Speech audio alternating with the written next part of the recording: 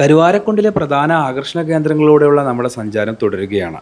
കൽക്കുണ്ടിൽ നിന്ന് സ്വല്പം മുകളിലായി സ്ഥിതി ചെയ്യുന്ന ഒരു അടിപൊളി സ്പോട്ടാണ് സ്വപ്നക്കുണ്ട് വെള്ളച്ചാട്ടം.